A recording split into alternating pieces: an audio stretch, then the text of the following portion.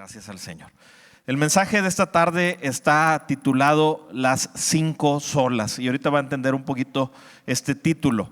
El día 31 de octubre pasado se celebró 508 años de la Reforma Protestante, que definitivamente este fue un evento de suma importancia para la historia de la iglesia cristiana, para la vida de los creyentes, y también no solo que fue un evento que marcó la historia, sino que las doctrinas, las enseñanzas fundamentales que aquí se defendieron son centrales para la vida de la iglesia en toda la historia, porque es lo que la Biblia enseña acerca de puntos tan importantes como los que vamos a ver el día de hoy. Pero para entender un poquito este término de las 5 solas y la reforma protestante que ocurrió hace 508 años, yo quisiera mencionar un breve contexto. No me voy a meter mucho en la historia, solamente va a ser algo breve para que podamos entender y situarnos en esta reforma protestante y por qué se defendieron estas enseñanzas y qué importancia tiene para nuestras vidas el día de hoy. Desde el siglo IV, la iglesia cristiana pasó de ser, en los primeros 3 siglos, la iglesia perseguida a ser la iglesia aceptada por el Estado, a tal grado de llegar en cierto punto a unirse con el Estado. Esto pasó en el siglo IV. ¿Cuáles fueron las consecuencias de esta aceptación del Estado, del Imperio Romano hacia la iglesia cristiana y de esta unión entre el Estado y la iglesia? Es que a partir de ahí comenzó una corrupción, una degradación progresiva, es decir, fue avanzando a partir de esa época una corrupción que se fue infiltrando en la iglesia y fue avanzando progresivamente, gradualmente a través de los siglos, hasta que cuando llegamos al siglo XVI, que es la época en la que ocurre la Reforma Protestante, la desviación de las doctrinas, de la enseñanza bíblica había llegado a tal grado que se estaba vendiendo a las personas por dinero el perdón de los pecados para alcanzar salvación y para alcanzar perdón. La iglesia en ese tiempo creía en la doctrina del purgatorio y decían que la gente, para poder salir de ahí, tenían que, los que estaban vivos, dar dinero para pagar que aquellos pudieran salir del purgatorio y evitar tener menos castigo. Yo voy a leer una frase de uno de estos predicadores que promovían la venta del perdón de pecados, que realmente este párrafo es impactante. Ahorita que lo leamos, usted va a ver cuánto error y cuánta falsedad había en sus palabras. Este hombre se llamaba Juan Tetzel y mire lo que él decía cuando predicaba. Fíjese lo que decía él. Dice: las indulgencias, va a aparecer ahí en sus pantallas, son la dádiva o el regalo más precioso y más sublime de Dios. Esta cruz, y mostraba una cruz que él llevaba consigo, decía: tiene tanta eficacia como la misma cruz de Jesucristo. Venid, oyentes, y yo os daré bulas, fíjense lo que dice aquí, por las cuales se os perdonarán hasta los mismos pecados que tuvieses intención de cometer en lo futuro. Yo les voy a dar un documento que les avale que ustedes van a ser perdonados aún de pecados que van a cometer en el futuro. Y esos documentos eran vendidos por dinero. Y luego él dice: yo no cambiaría, por cierto, mis privilegios por los que tiene San Pedro en el cielo. Fíjense lo que va a decir aquí: porque yo he salvado más almas con mis indulgencias que el apóstol Pedro con sus discursos o con su predicación. Eso que está diciendo es terrible. Yo he salvado más almas vendiendo el perdón de los pecados que lo que Pedro salvó predicándole a multitudes. Dice: no hay pecado, por más grande que sea, que la indulgencia no pueda perdonar. Escuche lo que dice aquí: ni aun, que dice, el arrepentimiento es necesario. Pero hay más. Las indulgencias no solo salvan a los vivos, sino también a los muertos. Escuchad a vuestros parientes y amigos difuntos que os gritan desde el fondo del abismo: estamos sufriendo un horrible martirio. Una limosnita nos libraría de él. Y escuche la frase que sigue aquí: en el mismo instante en que la pieza de moneda resuena en el fondo de la caja, el alma sale, ¿qué dice? Del purgatorio. Oh, gentes torpes y parecidas casi a las bestias, que no comprendéis la gracia que se os concede tan abundantemente. Pero yo no me puedo centrar a desglosar cada una de las herejías que está diciendo en este punto, pero está lleno de tanto error y falsedad, totalmente ajeno a la enseñanza de las Escrituras, con tal de manipular a la gente para que entregara su dinero y con ese dinero construir una de las capillas más importantes de la iglesia en aquel tiempo y en la historia. Esto era lo que se predicaba. Se había llegado al colmo de la maldad. De modo que el 31 de octubre de 1517 se marca el inicio oficial de la Reforma Protestante. Un sacerdote que antes fue un monje, después un sacerdote de nombre Martín Lutero, un sacerdote católico, clavó 95 tesis en la puerta de la iglesia de Wittenberg en Alemania. Escuche esto: su plan no era destruir la iglesia, su plan tampoco era comenzar una revolución, sino que él quería iniciar una discusión académica, una discusión con los teólogos sobre estos puntos en que la iglesia estaba mal, con el fin de que la iglesia regresara a la verdad. Él no tenía planes de generar una revolución. La prueba está en que cuando él pone estas tesis en la puerta, esta era una costumbre de los académicos antiguos. Cuando ellos ponían las cosas en una puerta de un lugar público importante, estaban llamando a todos los pensadores a que las leyeran y tuvieran una discusión al respecto para llegar a acuerdos. De hecho, él escribe estas tesis, 95 tesis, Martín Lutero las escribe y las pone en latín, en un idioma que no era común para el pueblo. Él no quería levantar al pueblo, pero lo que no sabía es que Dios iba a utilizar este evento para marcar la historia de la fe cristiana. Él coloca estas tesis ahí y aunque están en latín, alguien las agarra, las traducen al alemán y porque ya se había inventado la imprenta, realizan muchísimas impresiones y empieza a repartirse por toda Europa estas tesis que él había colocado ahí, que hablaban en contra de todas las faltas terribles que la iglesia estaba cometiendo. ¿Qué ocurrió? Pues el resto es historia. A partir de ahí muchos empezaron a levantar para contradecir todas estas enseñanzas heréticas de la iglesia. La iglesia opuso una resistencia, una contrarreforma que le llamaron años después. Y de ahí se originaron, y escucha por qué yo estoy hablando de esto, porque de ahí en ese evento que duró, no fue un evento cortito, duró la Reforma Protestante aproximadamente 130 años. Muchos teólogos se levantaron a defender, a regresar a las principales verdades de la fe cristiana, según están escritas en la palabra de Dios. De eso se trató la Reforma Protestante. Es importante no solo recordar el evento por su importancia para la fe cristiana, sino que necesitamos recordar el evento porque las mismas doctrinas que fueron defendidas en ese entonces deben ser defendidas, creídas y practicadas por la iglesia de Cristo el día de hoy.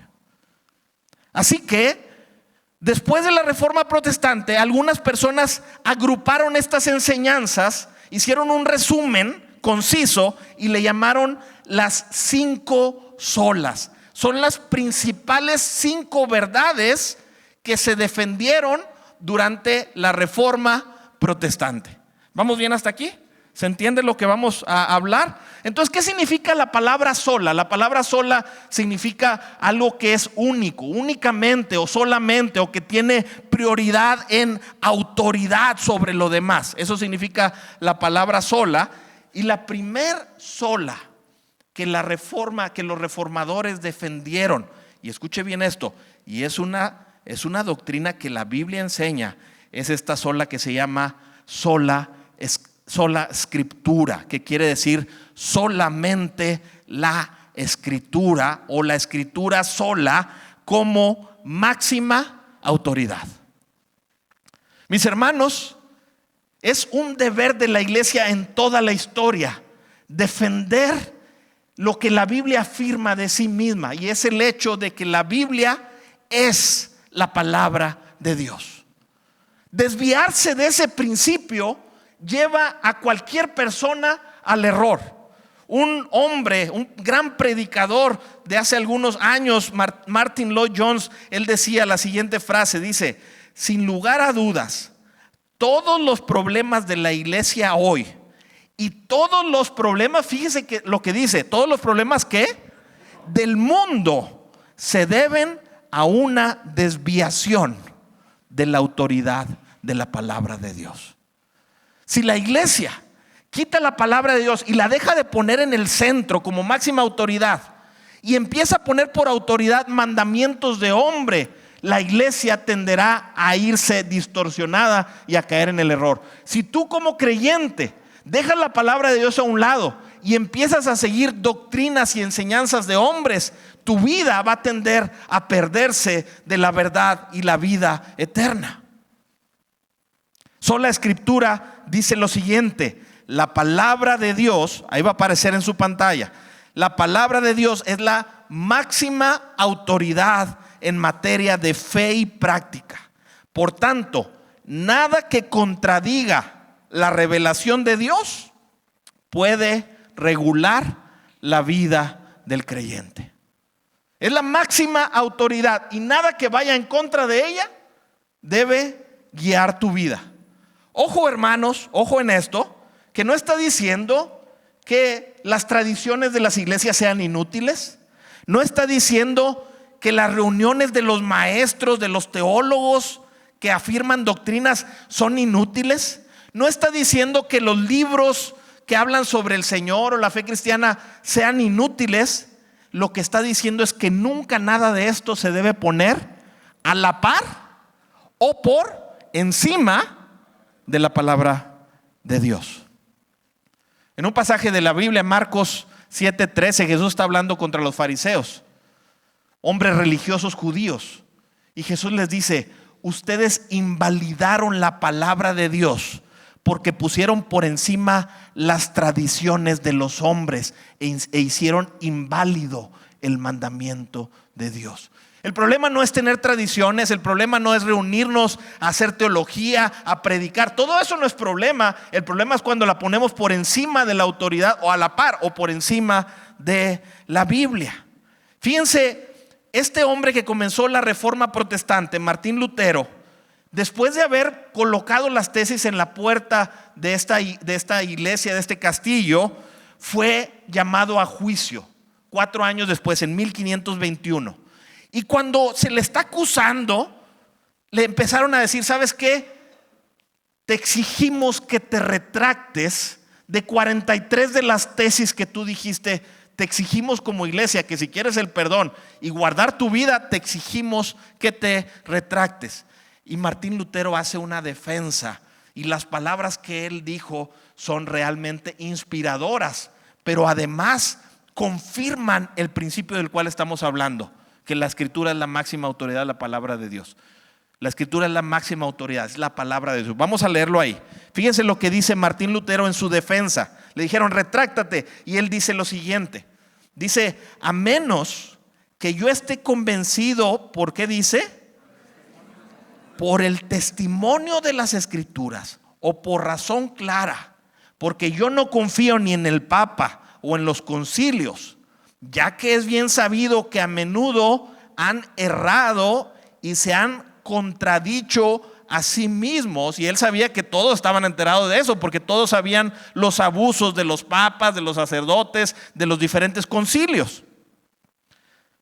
Dice: yo no creo en ellos, a menos que me convenzan por el testimonio de la palabra de Dios. Continuó la frase, dice: me veo obligado por las Escrituras que yo mismo he citado, y mi conciencia es cautiva a la palabra de Dios. no puedo, no voy a retractarme en nada, ya que no es ni seguro ni justo ir en contra de la conciencia. Que Dios me ayude. Amén. De esa forma nuestra vida tiene que estar sujeta a las Escrituras. A menos que me convenzas por las Escrituras, yo no voy a creer a autoridad humana. ¿Cuál es la razón por la que Martín Lutero dice: yo no le voy a creer a la autoridad humana por encima de las Escrituras? ¿Cuál es la razón? La corrupción. Porque es bien sabido que los hombres se equivocan, y no solo se equivocan, sino que los hombres también están llenos de pecado y de corrupción y de maldad. De tal manera que, hermanos, dejar la verdad absoluta en cualquiera de las personas en este mundo es un error. ¿Por qué? Porque todos se equivocan y todos pecan y todos nos pueden llevar al error. Por eso es que la Escritura debe estar en lugar prioritario. Dice Martín Lutero: mi conciencia, fíjense lo que dice, está esclava, está sujeta. Mi conciencia está sujeta ¿a qué? A la palabra de Dios. En otras palabras, yo solamente obedezco lo que está escrito en la palabra de Dios. Mis hermanos, no permitas que ningún sueño de algún profeta, que ninguna revelación contraria a las Escrituras, que ningún predicador te imponga cosas que no están escritas en la Biblia. No permitas que nadie sujete tu conciencia a la obediencia si no es con la palabra de Dios, porque somos llamados a obedecer su palabra y no la voz de los hombres. El profeta Isaías está confrontando al pueblo, porque el pueblo de Dios, el pueblo de Israel en el Antiguo Testamento, estaba buscando guía en los médiums y en los adivinos. Y fíjense lo que dice Isaías 8:20. Dice así, estas palabras tan fuertes. Dice: a la ley y al testimonio, es decir, a la palabra de Dios. Si no dicen conforme a esto, es porque no, ¿qué? No les ha amanecido. En otra versión dice: es porque están en completa oscuridad. A la ley y al testimonio. ¿Sí? No escuches médiums, no escuches adivinos, no escuchen personas que vienen a traer revelaciones extrañas, diferentes a las Escrituras. El apóstol Pablo decía: si alguien más o aún alguno de nosotros, de los apóstoles, viene y les predica un evangelio diferente del que está escrito, sea anatema, es decir, sea maldito. Fíjense lo que dice 2 de Timoteo 3:16.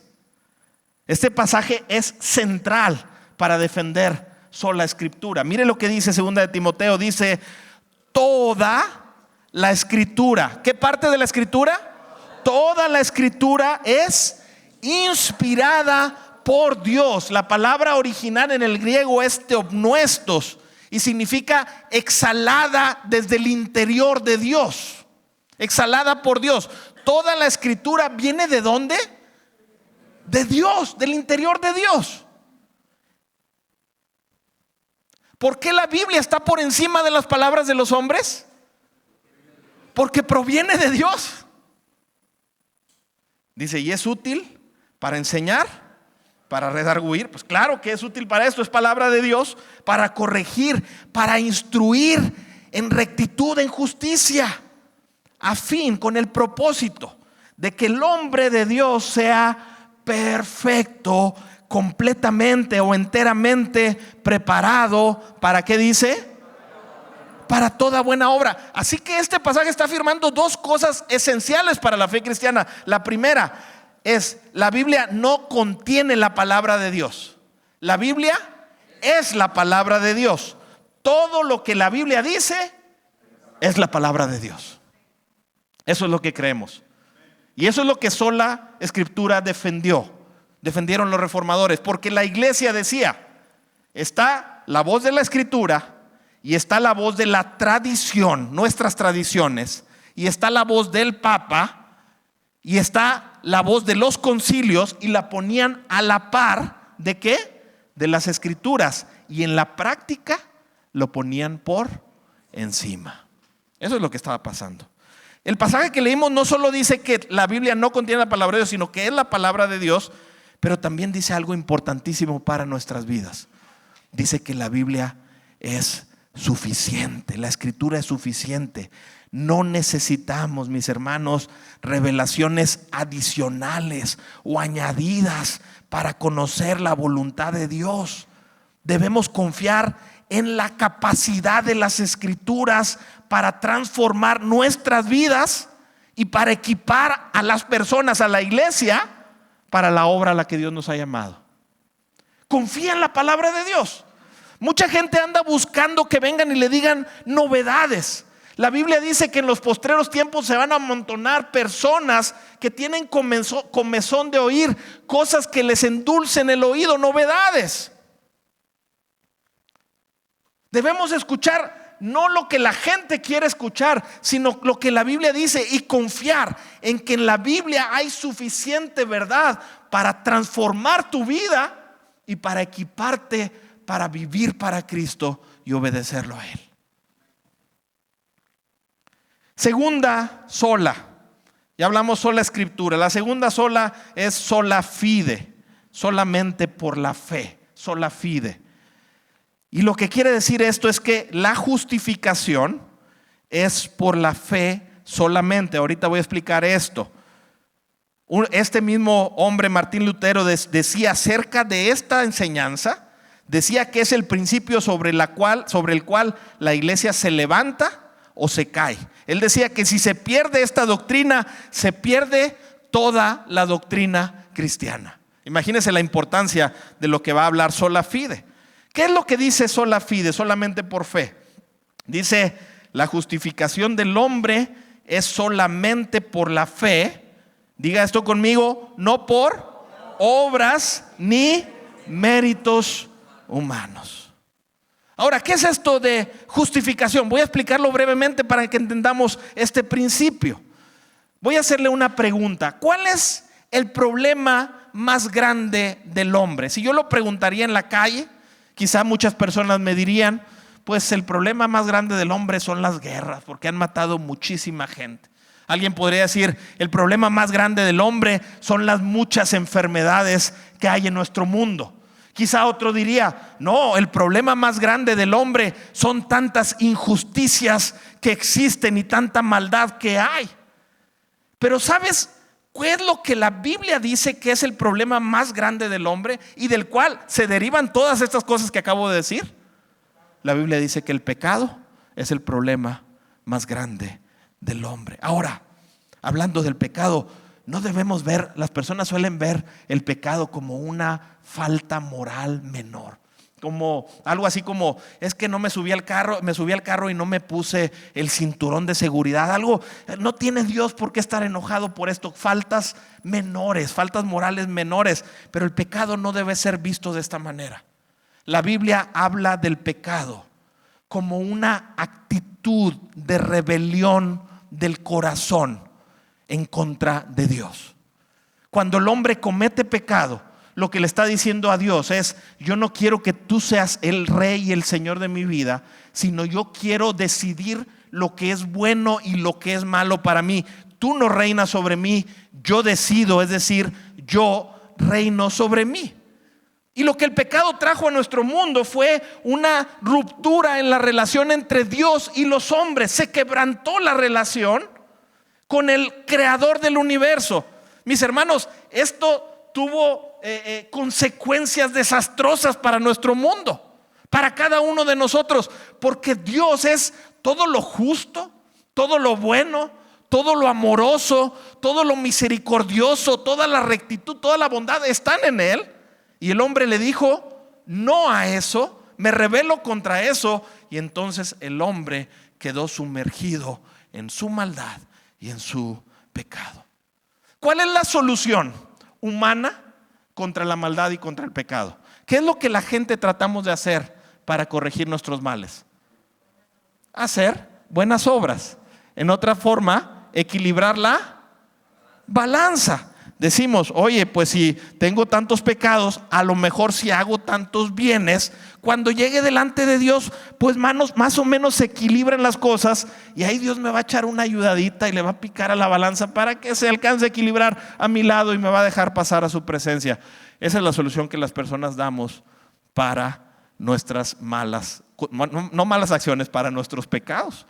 El problema de esto, mis hermanos, es que la gente que así piensa ignora que el sistema legal de Dios, para el sistema legal de Dios, esto no es aceptable. El Rey del universo, el que estableció las leyes, Él no permite que las malas acciones, que los pecados sean equilibrados en una balanza. De hecho, si bien lo pensamos, es un argumento algo absurdo hasta para nosotros mismos. Voy a poner un ejemplo muy simple y espero que pueda ilustrar esto que yo estoy diciendo. Imagínense que usted sale un día de su casa al trabajo y es de esos días raros que se levantó con tiempo y salió con tiempo de anticipación para el trabajo y va manejando y usted va bien tranquilo. Con todo el tráfico que hay en la ciudad de Monterrey, usted va calmado porque sabe que tiene media hora de margen de lo que siempre sale desde su casa. Entonces viene un carro y se le atraviesa y se mete, y usted, como va bien tranquilo, le dice: no te pasa nada, Dios te bendiga, todos estamos en orden, todo está muy bien. Y luego llega un semáforo y se para en la parte de delante del semáforo, y llegan los que se meten por el carril derecho, los que se van por un carril que no es carril, y se quieren meter todos adelante, y usted dice: mire, todavía traigo 20 minutos de tiempo, pásale, y deja pasar a 3. Y usted se va sintiendo el mejor de los hombres, va diciendo: hasta estoy dispuesto a ganarme el cielo. Yo creo que Dios en este momento sí me aceptaría si voy para allá. ¿Sí? ¿Se entiende lo que estoy diciendo? Pero de pronto, por darle el paso a tanta gente, se le empieza a hacer tarde. Y ve el semáforo y cambia en amarillo y le acelera y ya cambió en rojo y se lo brinca. Pero resulta que adelante del semáforo había un tránsito ahí estacionado. Y le dice: ahoríllese a la orilla, ¿verdad? Pues son las palabras. Perdón si alguien aquí es tránsito, pero así los han bautizado. Ahoríllese a la orilla, ¿verdad? Y entonces usted se detiene y usted le dice al tránsito: mire, oficial, si usted supiera toda la bondad con la que he tratado a todos los carros anteriormente, yo sé que ahorita me volé un rojo, estuve a punto de chocar y causar un accidente mortal, pero a final de cuentas hice tanto bien que merezco que usted me perdone y me deje ir. ¿Qué le diría el tránsito?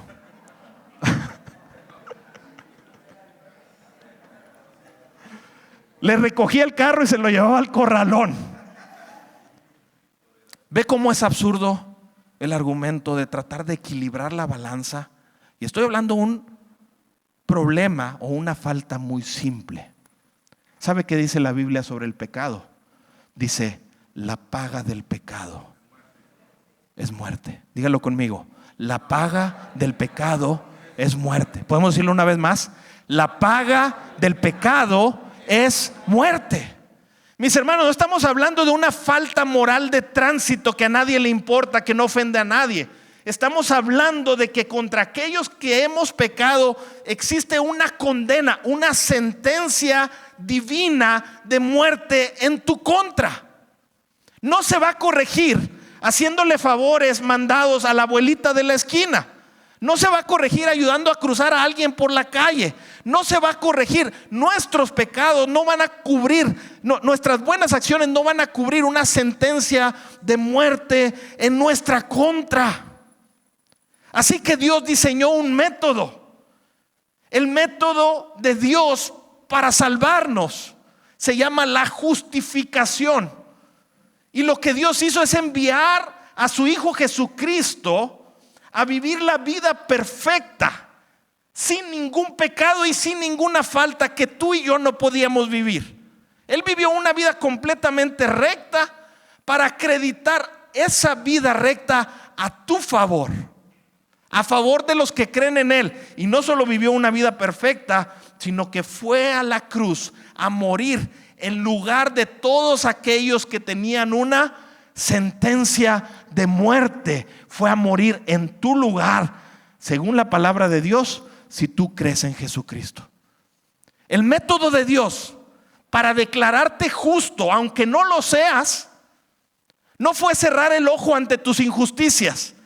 Fue enviar a su Hijo a vivir una vida perfecta y a ser castigado injustamente en tu lugar. A eso se le llama justificación. Nos otorgó su vida perfecta y Él fue castigado en nuestro lugar.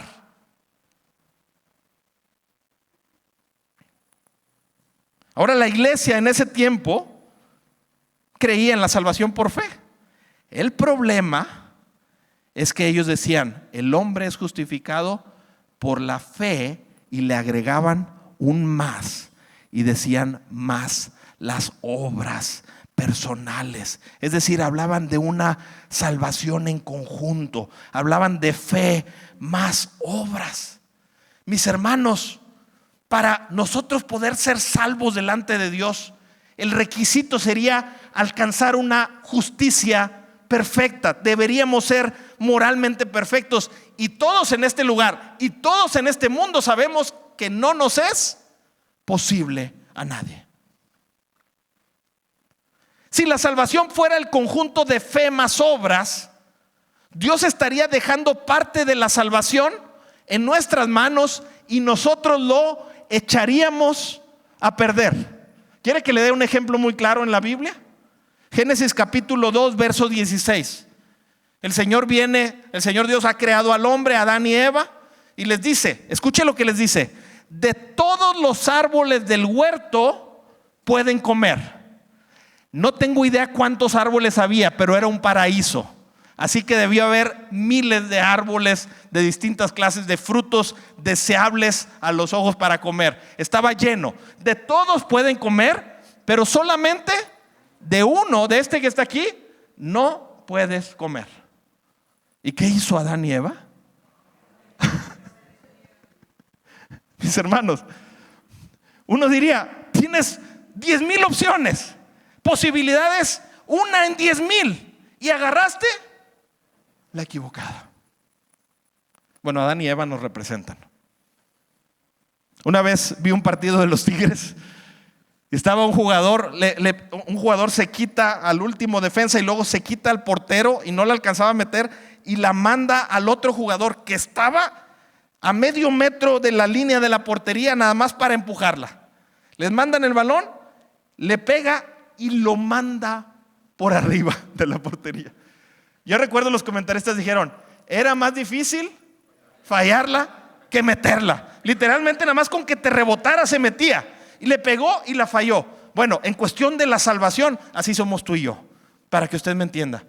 Si el Señor nos deja solos frente al portero, ¿qué hacemos? No, solos sin portero, la fallamos.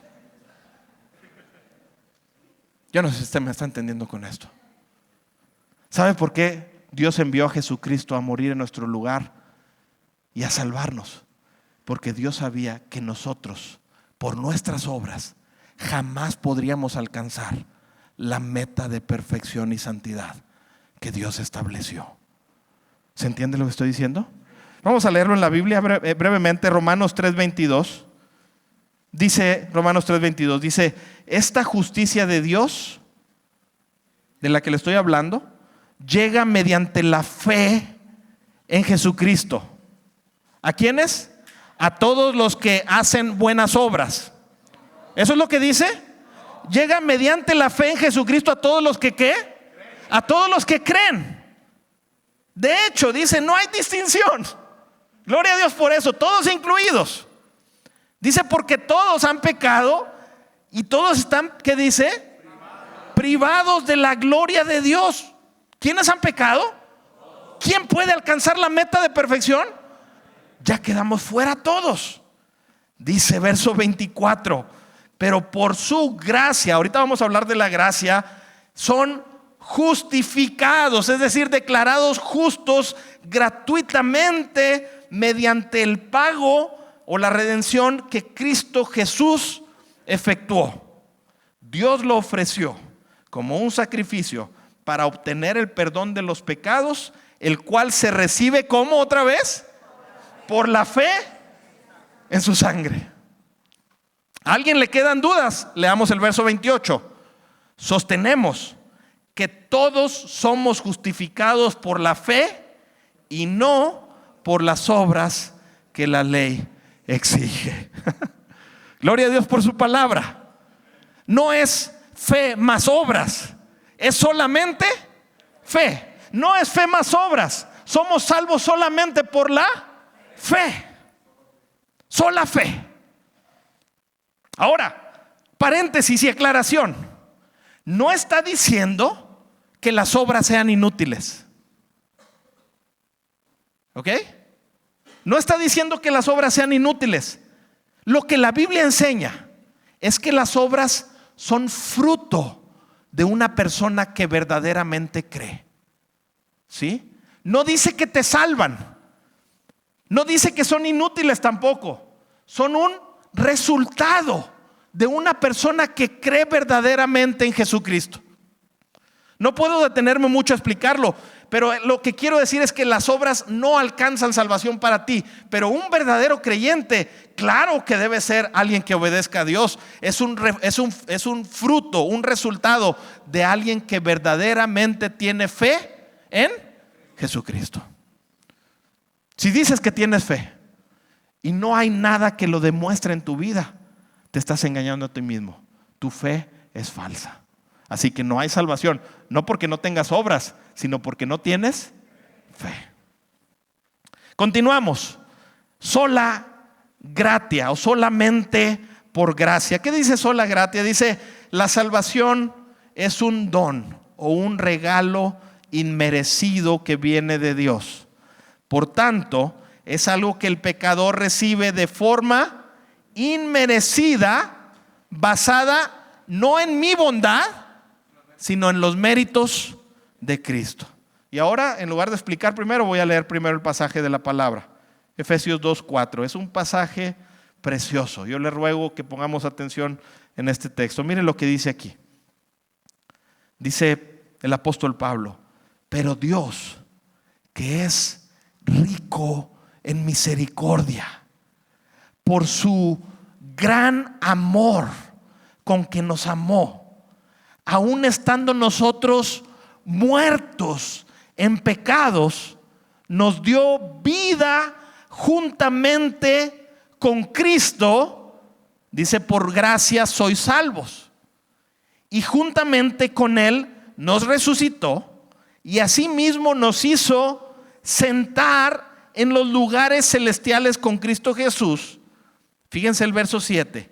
Para mostrar en los siglos venideros, escuche esto, las abundantes, que dice, riquezas de su gracia en su bondad para con nosotros en Cristo Jesús. Porque por gracia sois salvos por medio de la fe.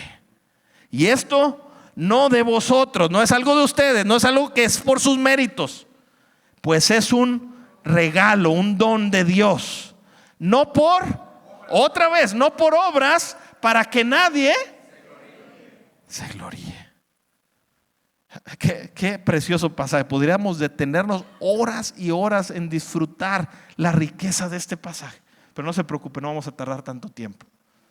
Pero algunas palabras que me llaman la atención.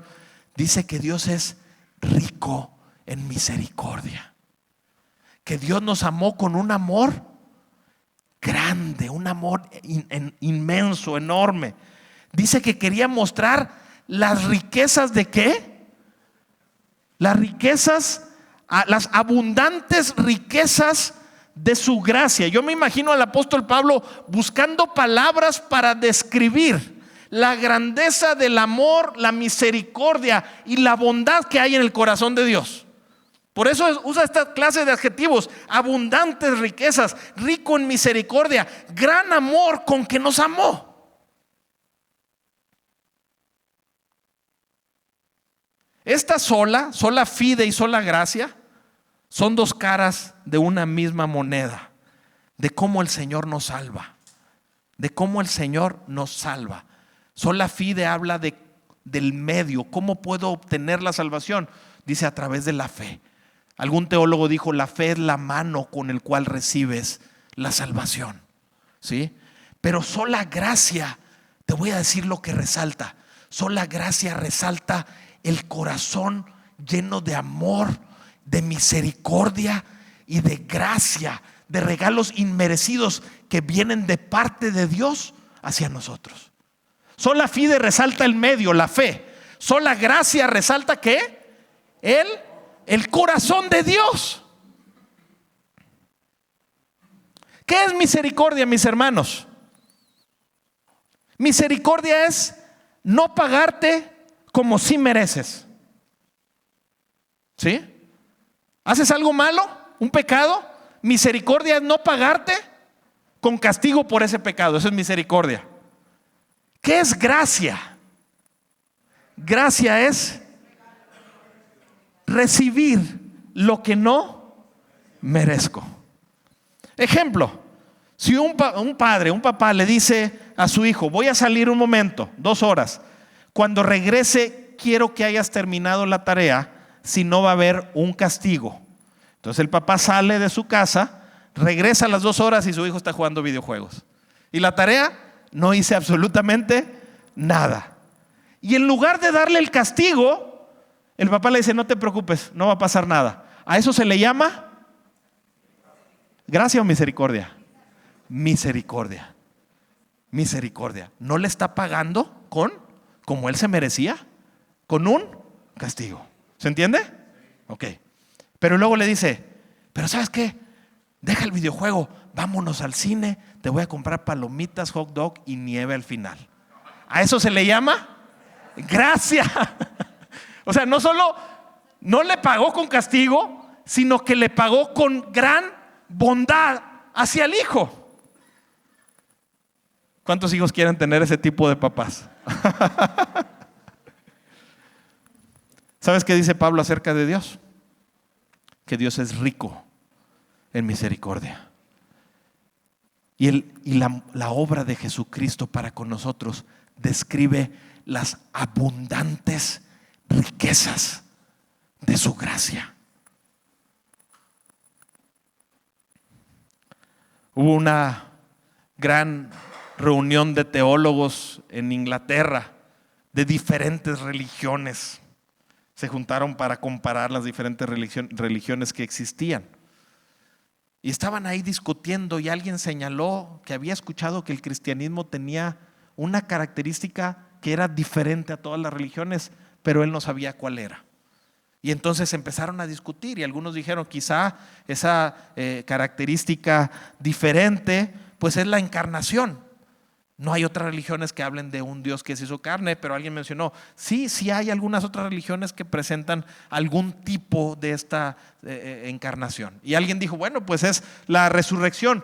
Y alguien dijo: bueno, puede ser, pero hay otras religiones que presentan, algunos han dicho que ha existido resurrección con ellos, así que no podríamos decir que el cristianismo es la única que predica eso. Y en eso va entrando a la sala un gran teólogo, defensor de la fe, de nombre C.S. Lewis. Y él dice: ¿de qué están hablando? Y le exponen el caso y le dicen: esa respuesta es bastante fácil. Una característica que ninguna otra religión tiene, solo el cristianismo, es el concepto de la gracia que está escrito en la Biblia. Ninguna religión predica que solamente como un regalo gratuito de Dios para nosotros podemos ser salvos y podemos ser perdonados. El concepto de la gracia es un concepto que viene del corazón de Dios, porque ninguna otra religión describe a un Dios verdaderamente lleno de amor, misericordia, perdón, bondad para con los hombres, pero que además nunca brinca la justicia.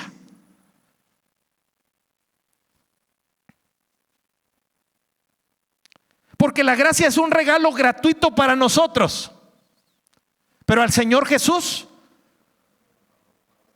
le costó su vida. ¿Entiendes esto? Nunca, al extendernos gracia, Dios no estaba siendo injusto, porque estaba siendo gratis para ti. Pero Dios envió a su Hijo unigénito para que todo aquel que en Él cree no se pierda, sino que tenga vida eterna. Así que sola fide resalta cómo podemos ser salvos. Sola gratia resalta el corazón generoso de Dios para con nosotros. En otras palabras, Dios no te salvó porque encontrara algo bueno en ti. ¿Me explico? Dios no te salvó por tus méritos. Ninguno de nosotros podría decir, es que Dios me vio porque yo me veía más santo que tú. Yo me veía más limpio que tú, yo era mejor que tú. Nadie puede decirle eso a Dios, porque la gracia nace desde el corazón de Dios para con nosotros. Y eso es precioso. Por eso el pasaje dice, porque por gracia sois salvos por medio de la fe, dice, no por obras, para que nadie se gloríe.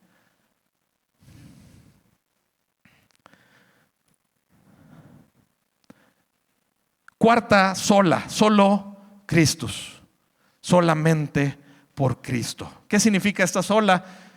Mire lo que dice el texto: la salvación se encuentra solo en Cristo, excluyendo así todo otro camino para llegar a Dios. Ahora no voy a comenzar con un pasaje de la Escritura, voy a comenzar con lo que el catecismo de la Iglesia, el catecismo católico romano, enseña acerca de este punto. Mire lo que dice en el punto 95 del catecismo católico. Dice que la tradición, la escritura y el magisterio de la Iglesia contribuyen eficazmente a la salvación de las almas. Es decir, no están diciendo solamente Cristo salva. Están diciendo es Cristo más la tradición, más la escritura, más los maestros, el magisterio de la Iglesia. De acuerdo al Papa León XIII, en un documento que él realizó, dice lo siguiente. Dice: nada de ese inmenso tesoro de todas las gracias que el Señor trajo a nosotros es dado a nosotros que no sea a través de María, de manera que de la misma manera que nadie puede venir al Padre de lo alto excepto a través del Hijo, casi de la misma manera nadie puede venir a Cristo excepto a través de su madre. Fíjense cómo están uniendo conceptos que no son bíblicos. Ahora vamos a ver lo que dice la Biblia. Fíjense lo que dice Juan 14:6. Jesús dijo: yo soy el camino, yo soy la verdad y yo soy la vida. ¿Y qué dice? Nadie puede venir al Padre sino por mí. Dice Hechos 4:12: y en ningún otro hay salvación, porque no hay otro nombre bajo el cielo dado a los hombres en el cual podamos ser salvos. Vemos el catecismo y dice, se ocupa el magisterio, se ocupa la tradición. Vemos lo que el Papa León está diciendo, se ocupa a María. Vemos lo que la Biblia dice, solo se ocupa a Cristo.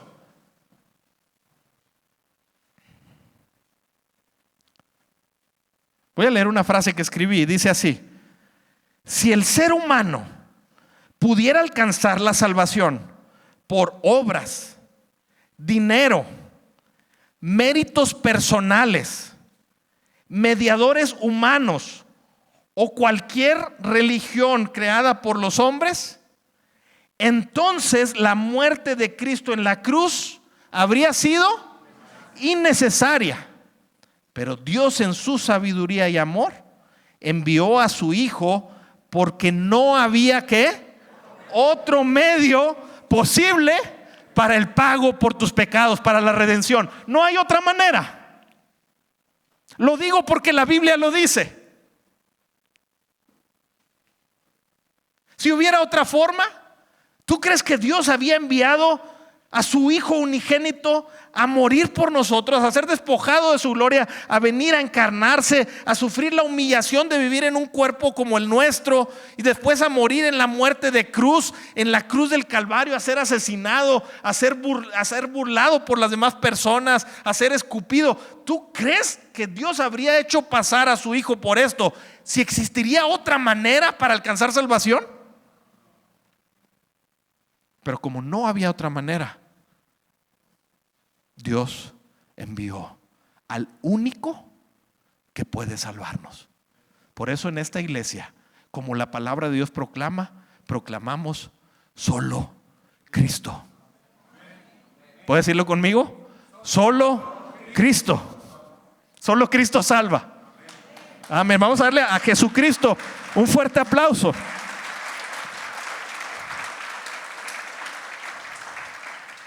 Mire, y esto no estaba planeado, pero ¿sabe a qué nos lleva todo esto?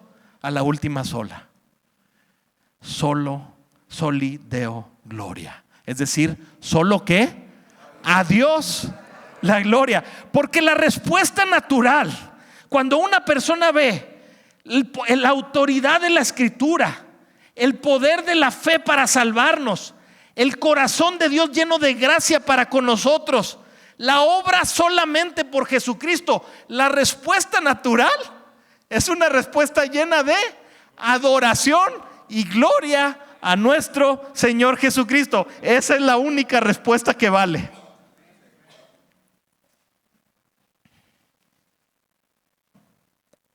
Por eso Efesios 2:8, ahorita lo leímos, dice: es un don de Dios la salvación. Dice: no por obras para que nadie se gloríe, porque Dios no comparte su gloria con nadie. La gloria de la salvación toda es para Cristo.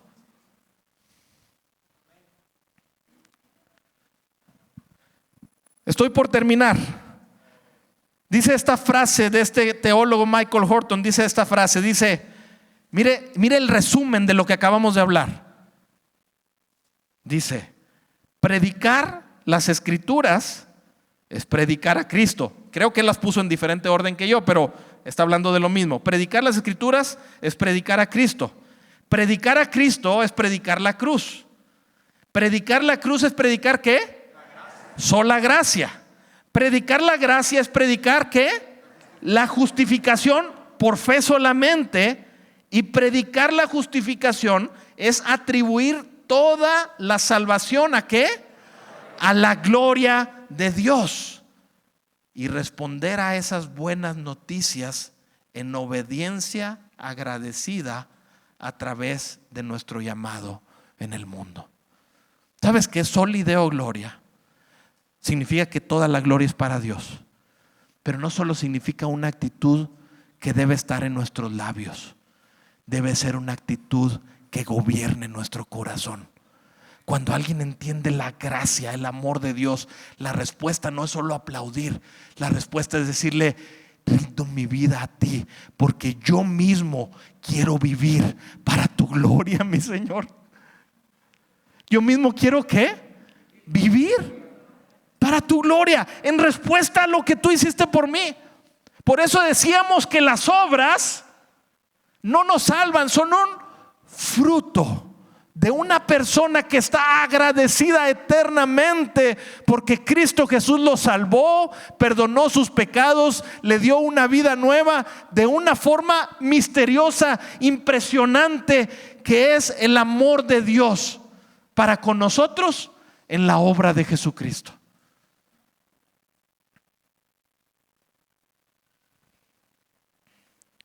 ¿Cuál es tu respuesta a la obra de Cristo?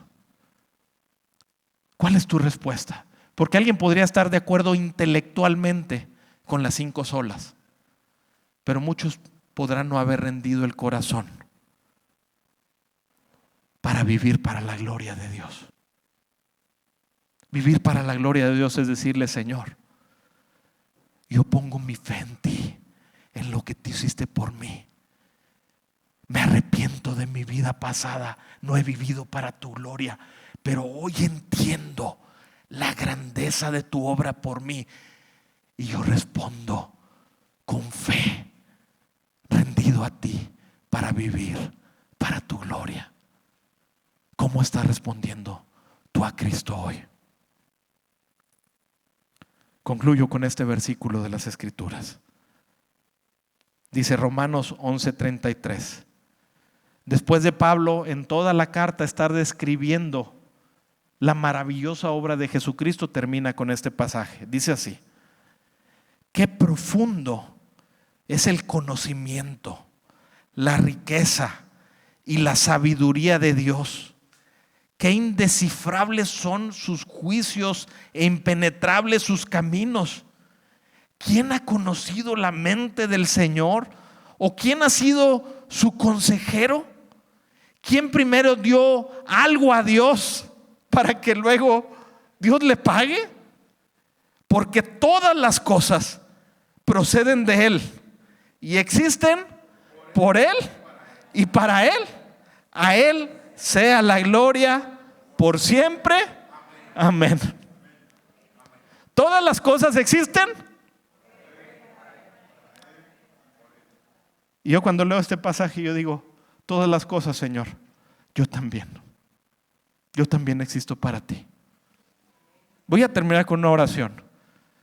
Si tú has comprendido el mensaje de las 5 solas, que es el mensaje de las Escrituras, así como Pablo le dijo a Dios, todas las cosas son para ti, ¿por qué no le dices tú al Señor? Yo también soy para ti, Señor. Yo también quiero darte la gloria a ti. Si alguien quiere hacerlo, yo voy a orar. Tú puedes hablarle a Cristo. Y con esto terminamos el mensaje. Padre, en el nombre de nuestro Señor Jesucristo, qué maravillosa obra has hecho en favor nuestro. Es maravillosa tu palabra. Es maravillosa la obra de Jesucristo. Es maravilloso tu corazón, Señor, lleno de gracia, de amor y misericordia. Y hoy que estamos delante de esta realidad de quién tú eres y lo que hiciste por nosotros, la respuesta de nuestro corazón, Señor, es como lo que Pablo está mencionando aquí, Señor. Toda la gloria es para ti, Señor. Tú eres quien merece toda la gloria por salvarnos, por darnos vida eterna, por perdonarnos a pesar de nuestras muchas maldades.